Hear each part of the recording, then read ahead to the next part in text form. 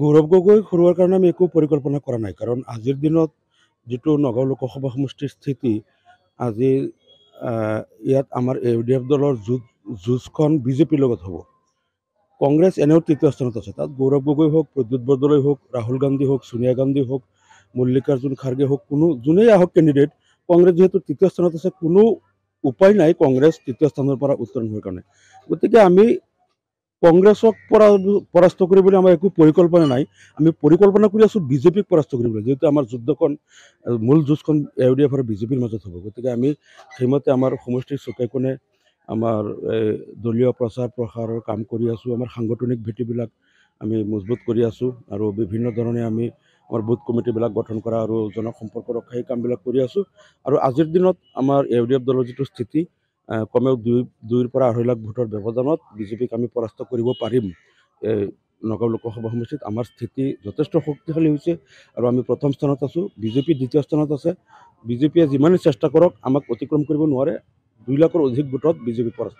কংগ্ৰেছ এইটো ফেক্টৰী নহয়। এইবাৰ এতিয়া যিটো স্থিতি নগাঁও লোকসভা সমষ্টিত, ইউডিএফ আৰু বিজেপিৰ মাজত যুদ্ধখন চলি আছে আৰু ইউডিএফ আমি বিজেপিক পৰাস্ত কৰাৰ সম্পূৰ্ণ ৰণকৌশল প্ৰস্তুত কৰি আছোঁ আৰু বিজেপিক পৰাস্ত কৰিব পাৰিম আৰু আমি জিকিব পাৰিম বুলি আমি টিকেটৰ যুদ্ধ তেওঁলোকৰ চলক। মই কৈছোঁ গৌৰৱ গগৈ, প্ৰদ্যুৎ বৰদলৈ, ৰাহুল গান্ধী, সোনিয়া গান্ধী যোনেই আহক, কংগ্ৰেছ যিহেতু তৃতীয় স্থানত থাকিব, গতিকে আমি তেওঁলোকৰ প্ৰাৰ্থী কোন হ'ব এই সম্পৰ্কে ভাবি পেলাই আমি 1 মিনিট সময় আমি নষ্ট কৰিব বিচৰা নাই, কাৰণ আমি চিন্তা কৰি আছোঁ বিজেপিৰ লগত আমাৰ যুদ্ধ হ'ব, বিজেপিক কেনেকৈ পৰাস্ত কৰিম।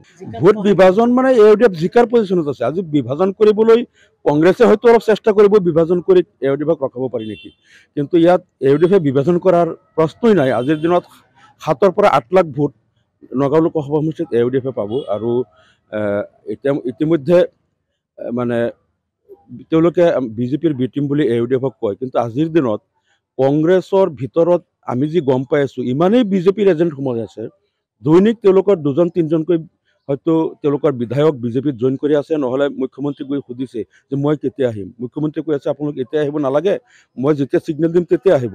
মুখ্যমন্ত্ৰীয়ে তেওঁলোকৰ গোটেই কংগ্ৰেছী বিধায়কৰ লিষ্ট লৈ কোনে ফেব্ৰুৱাৰীত আহিব, কোন কোন মাৰ্চ মাহত আহিব, কোন কোন 2025ত আহিব, সম্পূৰ্ণ লিষ্ট কংগ্ৰেছী বিধায়কৰ লিষ্ট মুখ্যমন্ত্ৰীয়ে লৈ বহি আছে। তেওঁলোকক কৈ আছে তোমালোকৰ এতিয়াও সময় হোৱা নাই। আজি APCCৰ সভাপতি, কংগ্ৰেছৰ প্ৰাক্তন মন্ত্ৰী, আনকি বিভিন্ন তেওঁলোকৰ সাংসদ, তেওঁলোকৰ বহু বিধায়ক এনেকেই কংগ্ৰেছত গৈ আছে আৰু এতিয়াও যিখিনি কংগ্ৰেছত আছে তেওঁলোকেও ভৰি দাঙি আছে।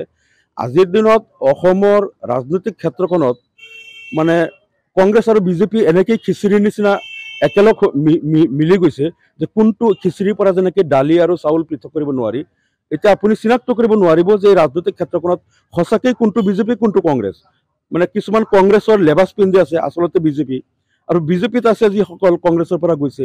গতিকে কংগ্ৰেছ বিজেপি এটা খিচিৰি হৈ গ'ল।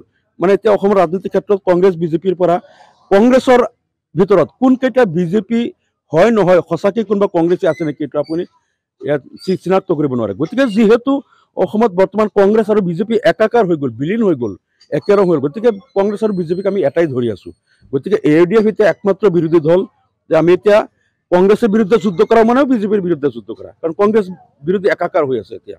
গতিকে আমাৰ কথা হ'ল আমি বিজেপিক যিকোনো প্ৰকাৰে পৰাস্ত কৰিম আৰু আমি তাৰ কাৰণে কষ্ট কৰি আছোঁ আৰু ৰাইজে যথেষ্ট সঁহাৰি দিছে। আমি আগন্তুক নিৰ্বাচনত বিজেপিক পৰাস্ত কৰি নগাঁও লোকসভা সমষ্টিত আমি জয়লাভ কৰিব পাৰিম বুলি নিশ্চিত।